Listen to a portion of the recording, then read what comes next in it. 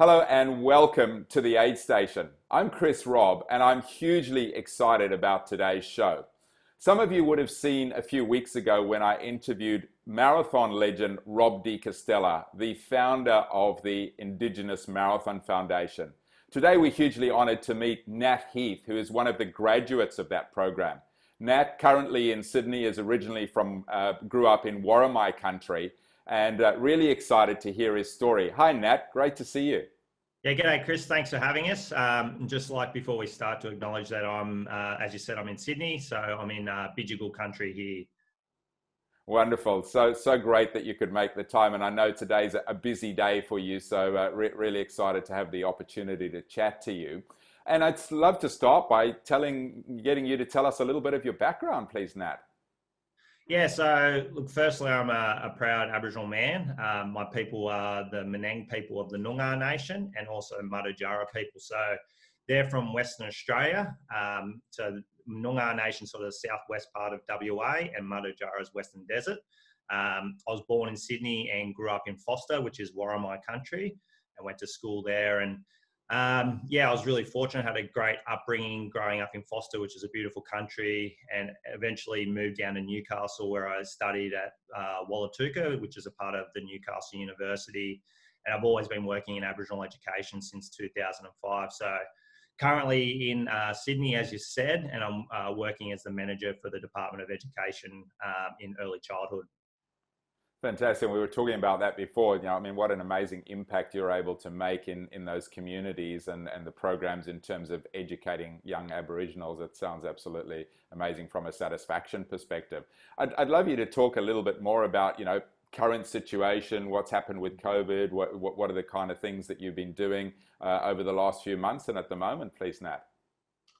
Yeah, so look, work-wise, it's been interesting because education, well, the Department of Education, I think probably across not only Australia, but the world has probably had to quickly speed up in the way that they operate and actually deliver education.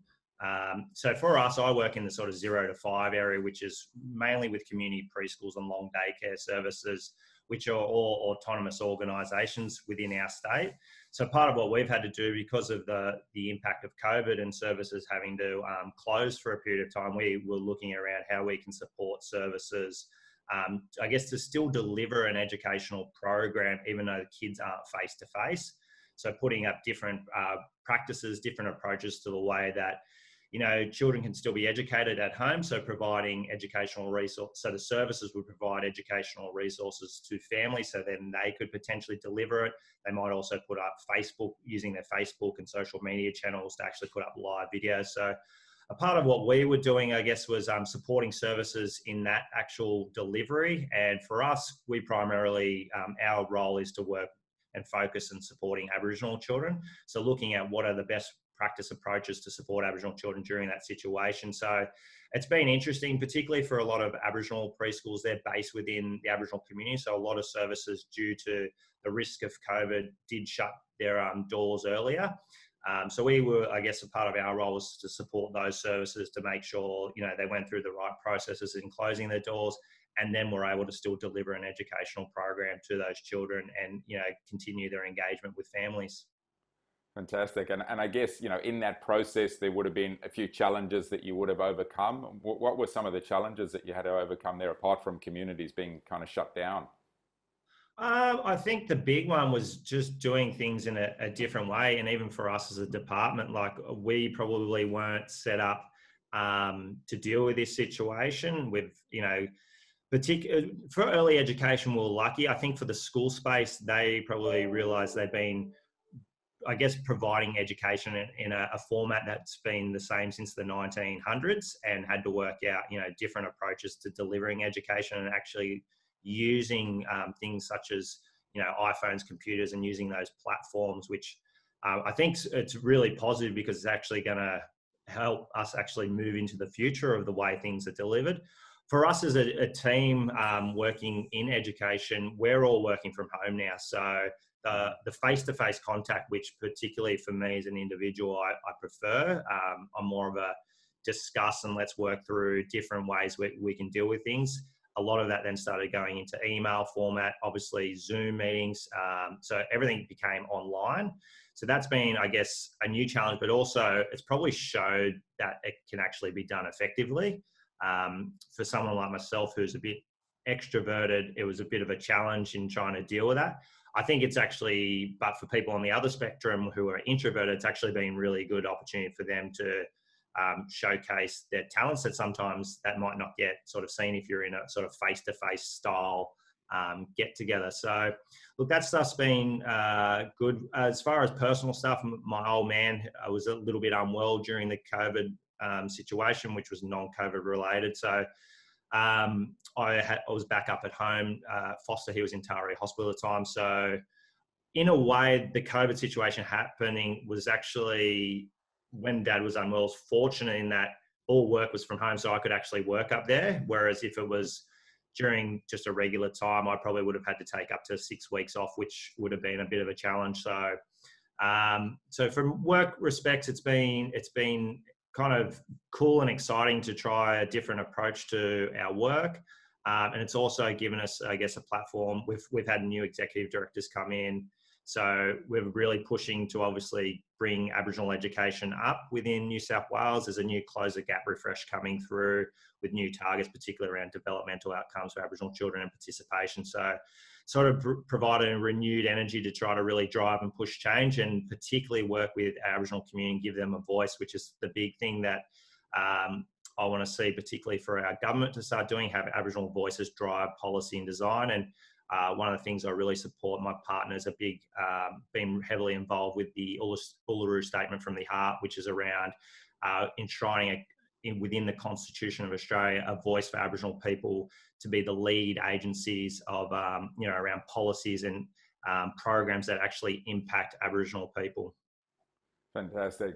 And obviously long overdue in that situation. That's great to hear of the progress being made in that space. I mean, moving on to another aspect of challenge, obviously you graduate of the Indigenous Marathon Foundation, and part of that challenge is running a marathon, and yours, as I understand it, turned out to be even more of a challenge than you expected, because it was the year of the hurricane in New York and you missed out, and you've gone on to run, as I understand it, 3 marathons. I'd love to hear your story a little bit around, joining the foundation and the challenge that you were able to overcome there. Yeah, so that was interesting. That was the first time in New York Marathon history that the race had been cancelled because of Hurricane Sandy. And I think the announcement just came out the other day that it's been cancelled again due to the COVID. So that's really unfortunate, obviously, for the event managers and everyone that was looking forward to doing it. But to me, I was really fortunate, obviously, to be selected in the Indigenous Marathon Project in 2012. For me, I found it was something that I really needed at the time. I was just starting to get into endurance sport, but I was working a job. I wasn't super happy, and I kind of felt like I was just, in a way, floating through life, and didn't really have any huge goals or aspirations. And the Indigenous Marathon Project kind of gave me this renewed sort of vigor and opportunity to have something that I could really push myself and challenge myself with. And for me, like, I'd never represented at a state level in any sport or in like a national level. So to be part of the Indigenous Marathon Project, I really felt like it gave me an opportunity to not only represent myself, my family, the community I was living in Newcastle at the time, but I felt like I was representing sort of Aboriginal and Torres Strait Islander people across the country, and to really, I guess, push myself to represent them at the highest level that was possible for me. So when I got selected in the Marathon Project, although New York Marathon's a goal, that wasn't like what it was about for me. I wasn't like, oh, I get to go to New York. That was just kind of like a bonus aspect of it. Like, I would have been happy to run a marathon anywhere. And Rob always sort of talks about, the finish line of the marathon's really just the start of your journey. It's not the end of your journey. So for me, it was a great opportunity to really, I guess, start to enjoy and embrace running, and also to, I guess, push myself in ways that I didn't know possible. And when I guess, completed the marathon, I ended up doing the marathon in Tokyo in 2013 after New York was cancelled. And I guess from that point, it kind of made me realize, what I could do if I put my mind to it and actually worked hard. And one of the things when I did get picked in the marathon project, one of my goals was to actually, I guess, break sub 3 hours for the marathon. And when I did Tokyo, I didn't achieve that. I did a 3 hours 13. And I guess what that kind of taught me is sometimes, even when you work hard, it's not necessarily the outcome what you want isn't always there in the way that you kind of had pictured it. So I guess instead of like, giving up or like, I can't do that, it also made me realize, okay, well, you thought you were there, but there's actually layers and levels to this. Mm-hmm. And it sort of helped me focus to go, well, I need to keep improving to get to that sort of marker. And in 2014, I ended up doing the Sydney Marathon, and I did 2 hours 52. So wow. In a way, the Indigenous Marathon Project kind of also taught us that, things, just because you want something, it's not necessarily given. You've got to work hard for, and you may not necessarily get it first go, but if you keep working hard, and the good thing about, the thing about running and even triathlon is it's something that you have to do. It's not going to be, you can't rely on a teammate to drag you to these good results. So the onus is on you to work hard to get the result that you want. And as you said, I think since then I've done 4 marathons now. 3 of them have been sub 3, 6 Ironman triathlons, and a couple of ultras. And in July 12th, so in 2 weeks, I'm actually going to be doing a 100-kilometre run up in Newcastle to celebrate the Indigenous Marathon Project's virtual running festival, also to celebrate NAIDOC Week. And it's also Indigenous Marathon Foundation's 10th year. So I thought, why not run 10Ks for every year that IMF's going, do a 100-kilometre run, get everyone involved to celebrate that, plus NAIDOC Week, and raise some money as well. So I have a goal of raising $10,000, and we're up to about $9,800 now. Fantastic. That's great. Yeah, I was going to ask you about that. Rob shared that. That's fantastic. And, going back to New York, Rob shared that, one of the things you did, you didn't kind of like sit around saying we've missed the marathon. You and the group went into one of the suburbs and spent a whole bunch of time helping people clean up and getting involved in the community. I'd love you to share a little bit about that. Yeah, so obviously once the news come through that the marathon wasn't happening, it's kind of like, well, what do you do next? And I, at the time, thought it was the right decision, obviously, for the marathon to be cancelled. And so we decided that, instead of the day that we would run the marathon, we would actually go out and work with the community where it was needed to try to help with the cleanup. So my memory is sort of slightly vague. I remember we went to one spot and like they obviously had a lot of helpers and like there's not much need for you here, but they suggested we go to another community, which was Red Hook, which I'm not sure exactly where it is in New York. I'm not very good with the geography of New York, but we went out there, and so we just essentially helped. We went to one of the, I guess in Australia you call it Housing Commission. I'm not sure, I forget the, like one of the projects units there. Mm-hmm. And there was a lot of sort of flooding and mud had been gone into particularly the basements of a lot of these joints. So we just went in and said, how can we help? And we just were, the one thing I really remember doing is just shoveling lots of mud out of the bottom of these basements. So wow. The morning of, we went for a jog, we headed out and we tried to do our bit for the people that, obviously were going through a tough time. And I mean, the thing that we kind of did was like minuscule to obviously the whole cleanup, but I think what it showed, I guess for the part of the Indigenous Marathon Project, it changed the fabric of the way that the foundation's about. It's not necessarily about, you getting this great opportunity to go to New York. It's about what are you actually going to contribute to the greater society and community, and for us, particularly Aboriginal communities. But in that instance, we were like, well, we're here. This is a good opportunity to represent IMF. It's a good opportunity to represent our communities and say, hey, we're here, let's help.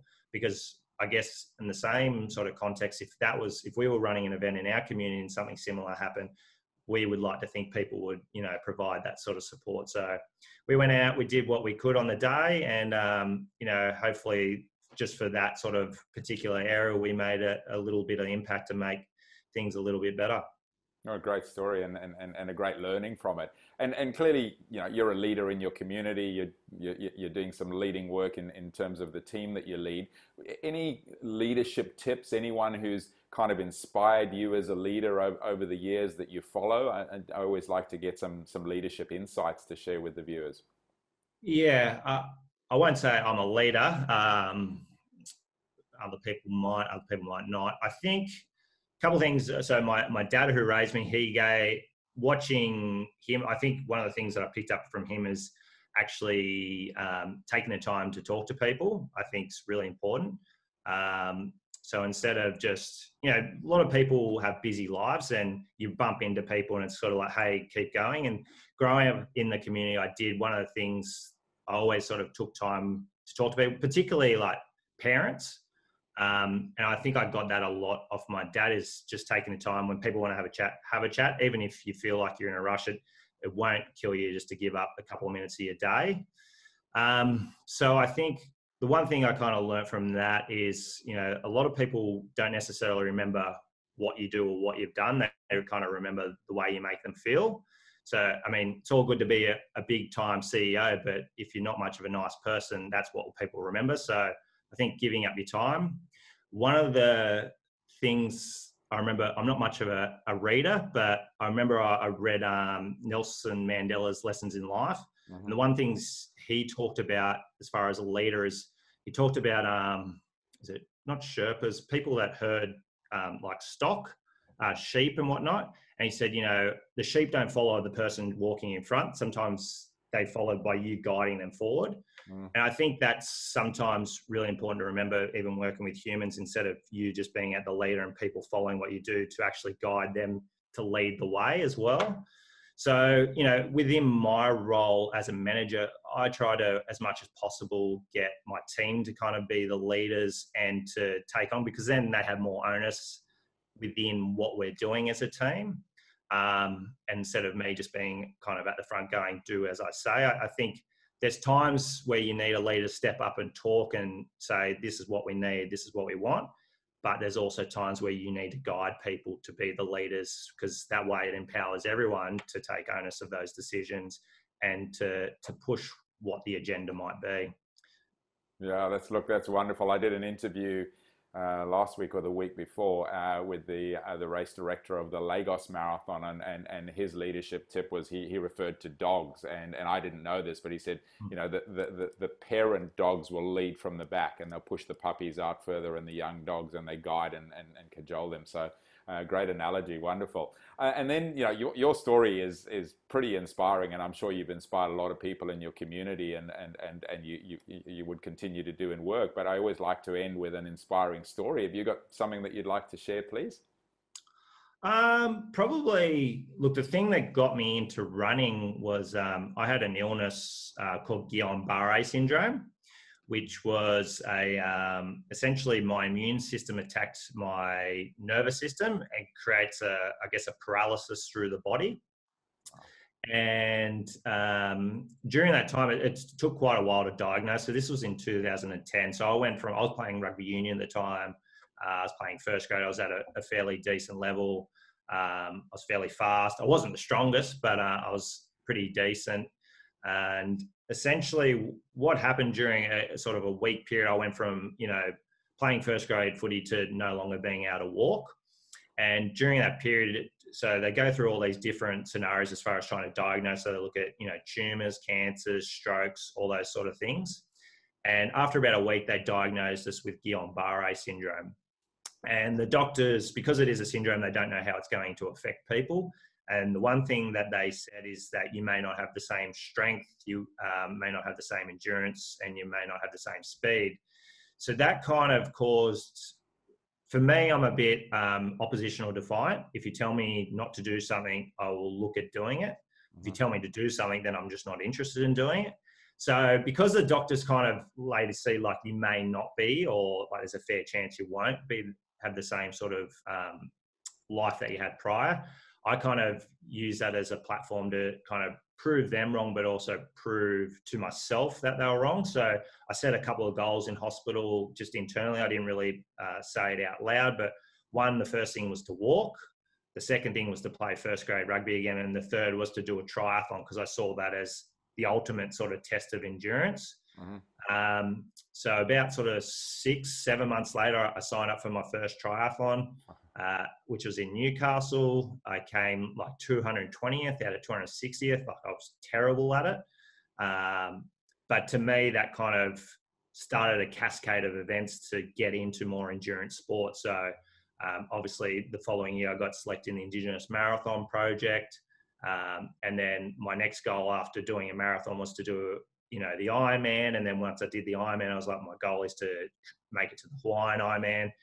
And so it kind of like, that's kind of, I guess for me, created, like this new sort of pathway in life. Like I may have just stayed playing footy, hanging with my mates, drinking on the weekend, doing those sort of things. But I think what it kind of showed me is that, sometimes people can tend to write your own scripts, like say, this is your sort of ceiling. And sometimes you've got to say to yourself, well, that's not my ceiling. Like I want to go above and beyond. That kind of was what I felt like happened to me in that sort of hospital when the doctor said, this is likely the outcome for you going on. And it kind of said, well, I think I can do more, and I'm going to see if I can do more. And that's kind of led to, going, doing the Hawaiian Ironman and, trying to take on doing 100 kilometers, 100-kilometer run, which probably at the time the doctor said, like, you're crazy if you think that's ever going to happen. Wow, what an amazing story. Thank you for sharing that. What a fantastic way to end. Nat, it's been great talking to you. I'm sure there's many more great stories you can tell, but we're unfortunately out of time. But really just wanted to say thanks for your time. Wish you all the best for your 100 kilometers and all the ongoing stuff you're doing. You're clearly, a great leader in your community, even though you don't see yourself as a leader. It seems to me that you must be, inspiring and leading lots of people. So thank you so much and all the very best. Cheers, Chris. Thanks for having me.